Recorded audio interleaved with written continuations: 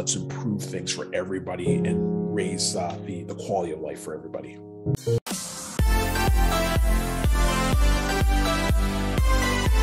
Today I'm meeting with one of our city councillors via Zoom, Councillor Rawlson King, first Black city councillor in Ottawa. Thanks for the opportunity to do a one-on-one interview.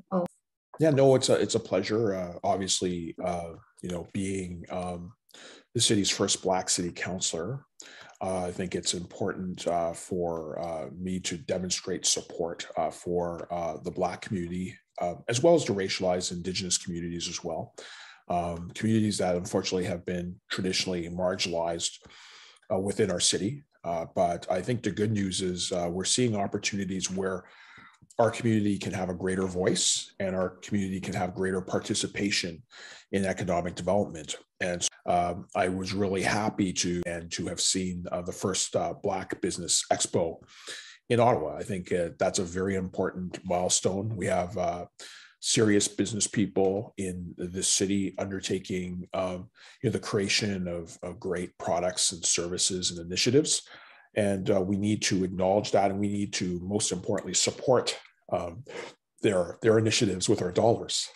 So it was really refreshing to see the depth and breadth of all of the people who are in the business community and their contributions in terms of growing wealth, especially in the Black community. So it was exciting to be there, to meet all sorts of people, including yourself, and to provide some support. And thank you so much for your support in what I do. What drove you to run as a councillor? What inspired you to do so? Well, it was primarily in response to multiple things in my community, but one of the things is I represent Rideau Rockcliffe, and most people are familiar with Rockcliffe, which is a high-income heritage neighborhood within the city. But there are other addresses in our ward, my ward, which have people with the lowest incomes, not just in the city, but in the province and in the country. And I was a president of a community association of that community, Overbrook, that has a lot of these challenges around income disparity.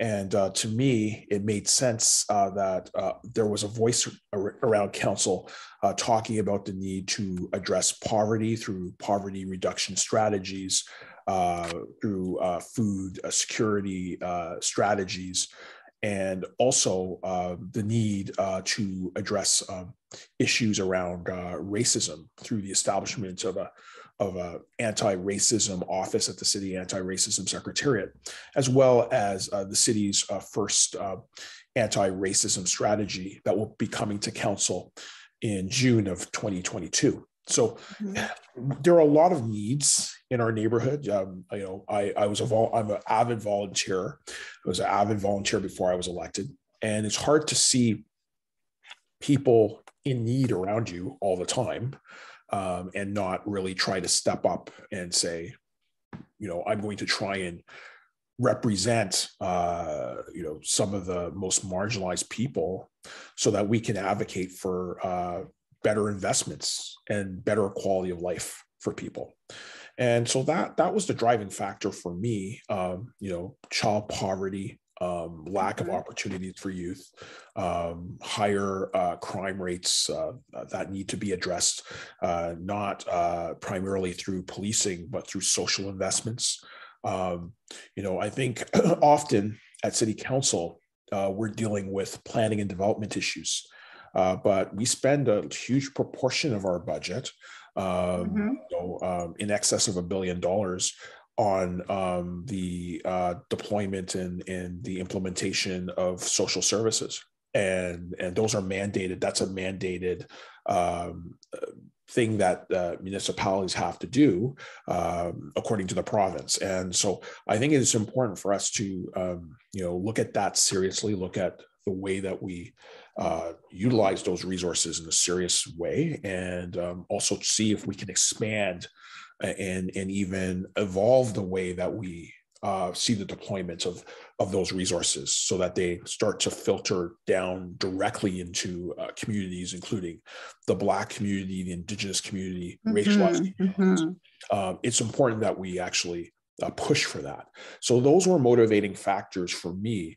My motivating factor is really improving the quality of life of people, improving their lot in life.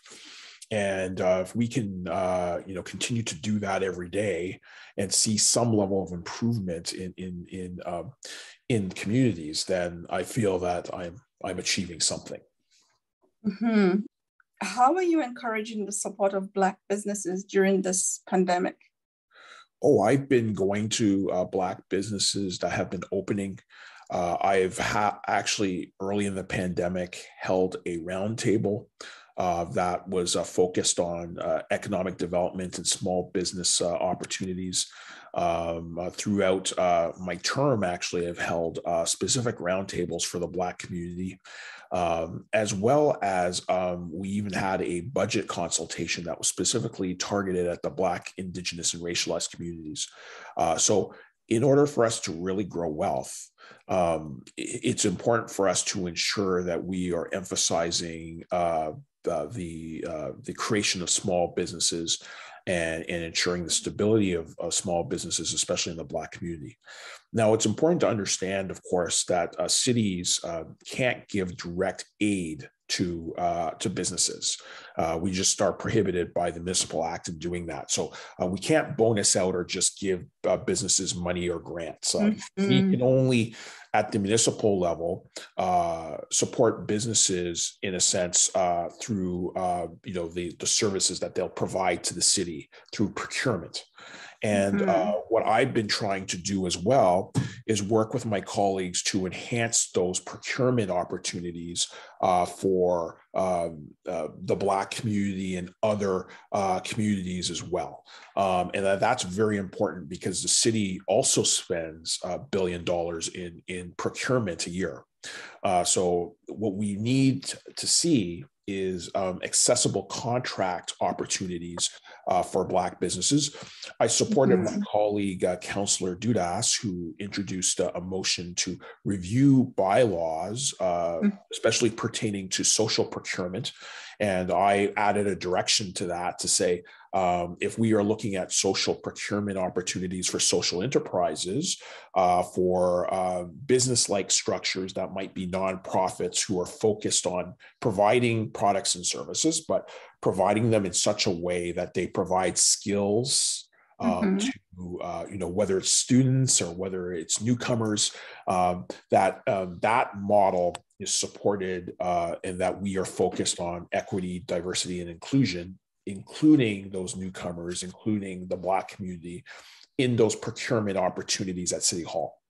So that's a substantive thing, as well as the anti-racism strategy that will come to council in June.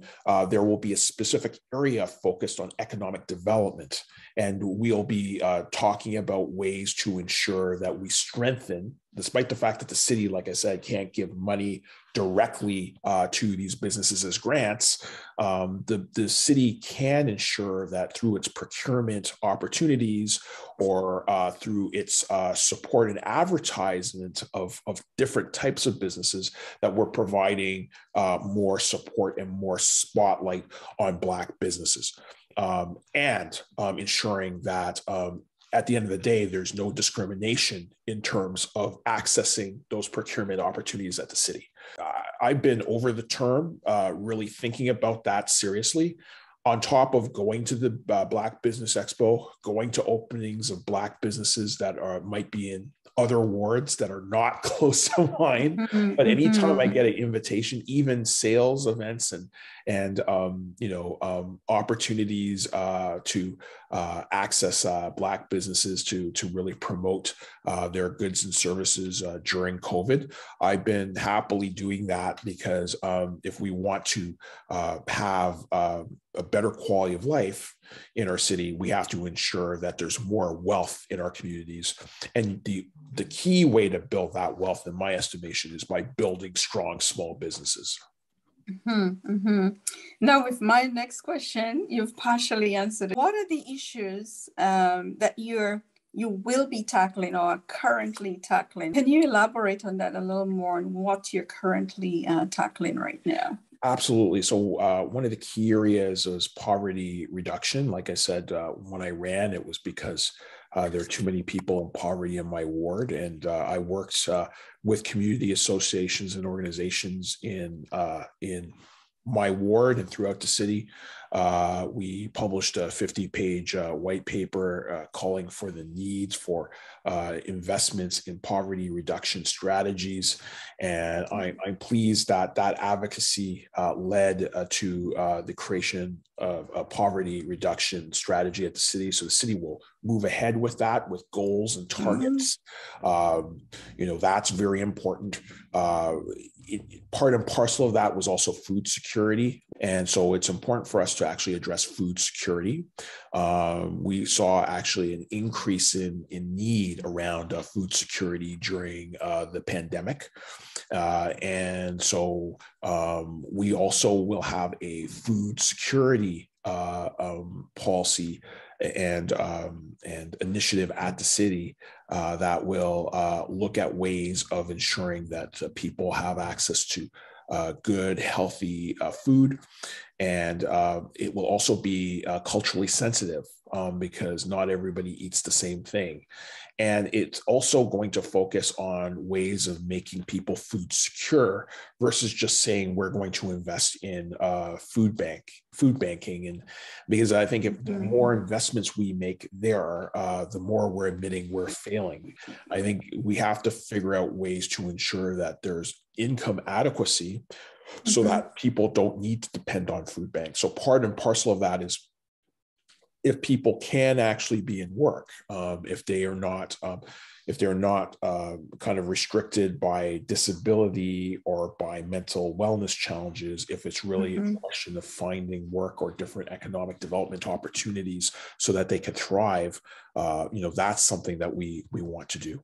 And then the other element, like I said, and it cuts across a whole swath of different areas that the city is focused on, is the creation of an anti-racism strategy that will come to council this June. And that was driven by the community. So the community said, we want a strategy, and they've actually been defining what they want to see addressed in that strategy. And they said specifically they wanted to address areas such as employment equity at the city. So if you're applying for a job at the city, you want to know that you'll get a fair shot at that job. And if you are, if you do win a job competition, you get a job at the city, that you have a good chance of, advancing, of promotion. We want to ensure that there's a focus on economic development opportunities. So everything that we're talking about, like ensuring that we create environment that will allow businesses to thrive. We want to see improved health outcomes for our communities, whether it's the Black community, the Indigenous community, racialized communities, even religious communities. We want to see better health outcomes, especially around mental health. And so I think about the Black community where there hasn't been traditionally mental health programming, and there's a lot of stigma around mental health. So we want to invest in that. We want to also invest in youth outcomes, improving youth outcomes. So ensuring that there's programming, whether it's educational, recreational, or entrepreneurial programming, especially in critical hours when kids come home and their parents might not be there between 4 and 6, that they're engaged in productive, activities that will really potentially either build skills or ensure that they are in a safe environment, and that they're getting the supports that they need to be successful. So we've been working on that. And the idea of the strategy is to provide a blueprint for future municipal budgets, so that we see these key areas, including economic development, small businesses you were talking about, where we identify opportunities. And then at the end of the day, in future budgets, we can say, we have identified these as priorities. Now we're going to look at serious ways of funding them. So that's what I've been doing. We've been really focused on attempting to have social transformation in terms of the systems and the initiatives that we are suggesting that we put in place, so that we improve quality of life for people and improve their potential, and especially the potential of our youth as they're coming up. I want youth who are growing up now, unlike our generation, where we might have had challenges getting a job at the city because of systemic racism. We want that to be addressed. Where people might have had problems getting contracts at the city as a Black-owned business. We want to address that. We want to ensure, as example, in housing, which is another area that the report will address.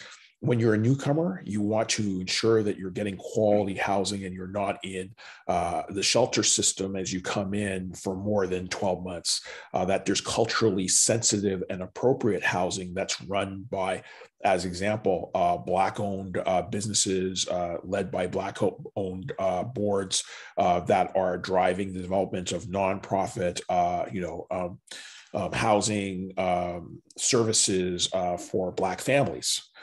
So we've actually started a pilot at the city that's looking at that type of process.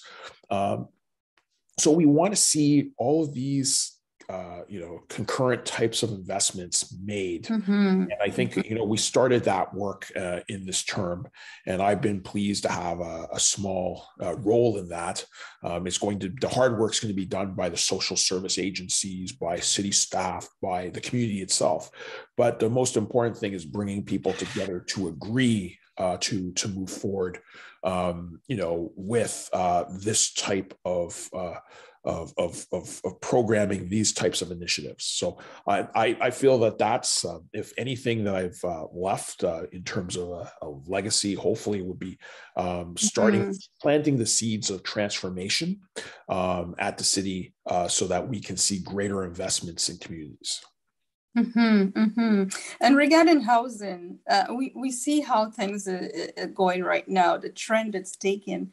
Is there anything in place? Like, I don't know if you have any control over that area. So the only control that the municipality has is the provision of public housing, where we can say people who require rent geared to income, who are very low income people and they would not be able to afford market rent, or middle income people who are increasingly not able to afford where market rent is going.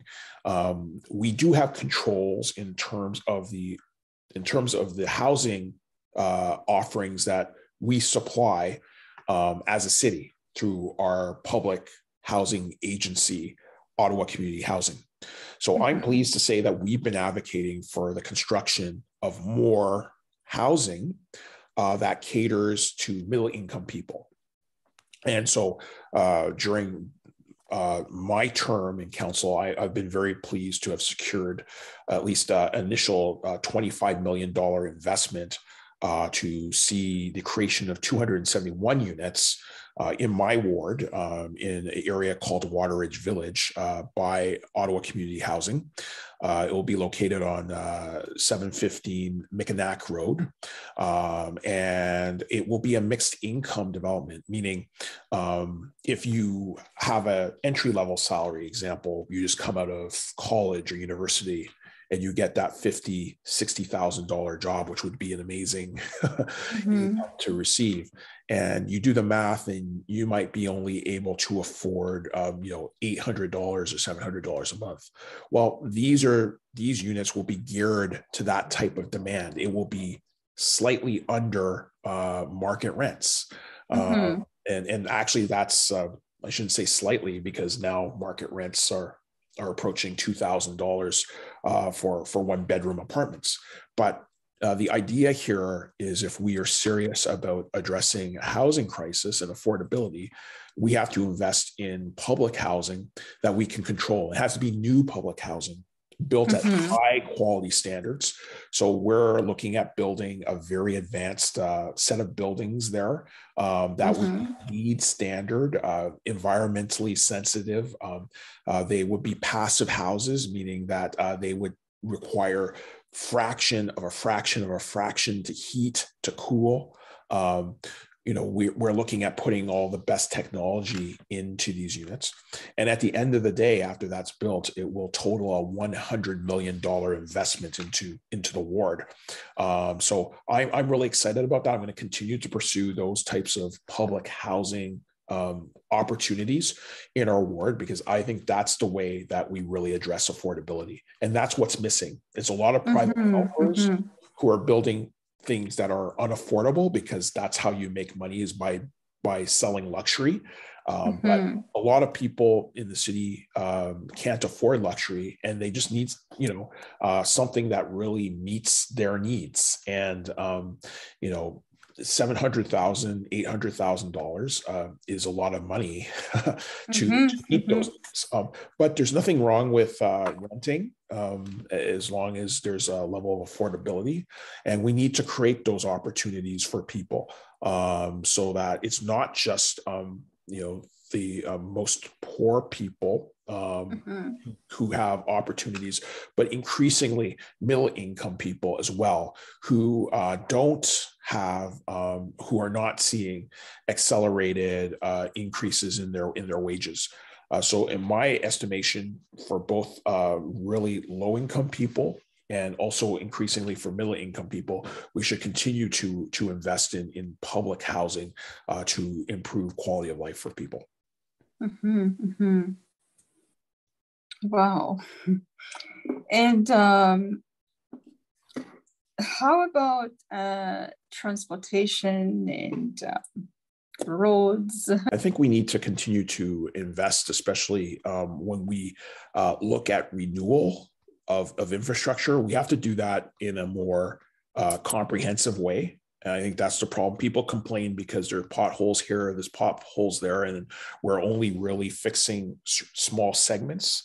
I think that we need to look at ways to do comprehensive fixes across the board to infrastructure, and that we need to actually invest when we do that renewal in active transportation. So ensuring that we're not just focused on the car, but that we're also focused on people who cycle, either to work, to home, to play, and as well as pedestrians, because there's a high irony in many low-income neighborhoods.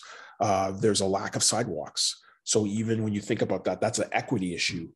People who can least afford a vehicle, as an example, or who are more apt to ride a bicycle, have less access to that type of active transportation infrastructure. So it's something that we have to seriously look at when we are revamping infrastructure. Treating it as routine maintenance is not going to work. And when we do renew that infrastructure, we have to say, you know what? We are in the 21st century now. We understand there's a climate crisis. We understand there are different ways that people get around. So we should be looking at modernizing that transportation infrastructure. And on top of that, I'll just address transit. We also have to figure out ways to make transit more effective, but also more inexpensive, because we are paying some of the most highest rates in terms of fares in North America for transit. So I'm a realist. I don't think that we will get to free transit. But I don't think that people should be paying the highest fares in North America either. And I think that requires having a conversation. All of this, whether it's transportation renewal or transit renewal, it requires, in my estimation, more discussion with senior levels of government who have the financing power to provide us dollars to build out the infrastructure. Because we have to remember, in 1967, when we were having centennial projects, and that was a lot of federal money coming into municipalities to build new infrastructure. And now, we can hardly catch up with maintaining the infrastructure that is degraded. So with transit, we need greater operating subsidies from higher levels of government. And it's the same thing with transportation infrastructure, but not just transportation infrastructure to build more roads. I think we need renewal that ensures that those roads are multimodal. So it's not about expanding capacity for the car per se. It's about expanding capacity, in my estimation, for people to cycle, to walk to work, to do healthy things, so that we are also thinking about the environment and its preservation. Thank you so much. Well, thank you so much for your time. I mean, I could go on and on and on, but I know we have about 30 minutes. And I wanted to touch on schools because I hear a lot about school. We have like the young adults, the young ones. Yes, we know how to, I mean, the parents, teachers, how to take care of them. But the young adults that would like to start college and are not able to because of, you know, what's going on right now. A lot of things are being done online and some need one-on-one counseling. And a lot of us don't know where to go, how to go about it, or who to contact, you know? I think it is important at a certain point, once we really get past the pandemic, to ensure that we can get people back in the classroom, that the classroom has culturally sensitive and relevant curricula that reflects our experience and also caters to some of our needs. I think that's going to be very important. And I think that's a conversation we're going to have, and a balance between good application of technology, but enough in-person supports so that people can be successful in their education. And of course, we have to look at proper supports, especially for Black and racialized people, Indigenous people, and not just in curricula, but ensuring that we're addressing any discrimination that we might see in the educational system, and addressing systemic barriers that people will have, whether those are cultural, linguistic, but I think it is important, and even mental health, specific mental health supports for Black community members. I think all of those elements need to be reflected as we look at renewal, even in our education system. The city is not obviously responsible for secondary, post-secondary education, universities, and we have school boards for that.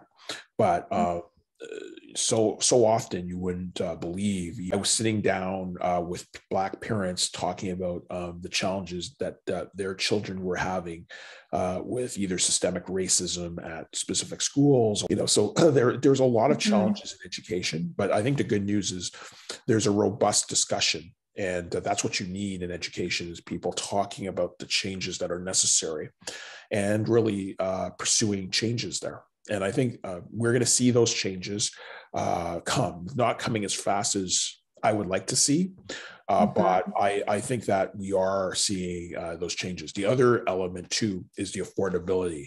And I think increasingly I look at how much post-secondary education costs versus what I paid for it 20 years ago. And that's frightening. I think that, we need to ensure that education continues to be affordable for students. Thank you so much. Thank you for your time.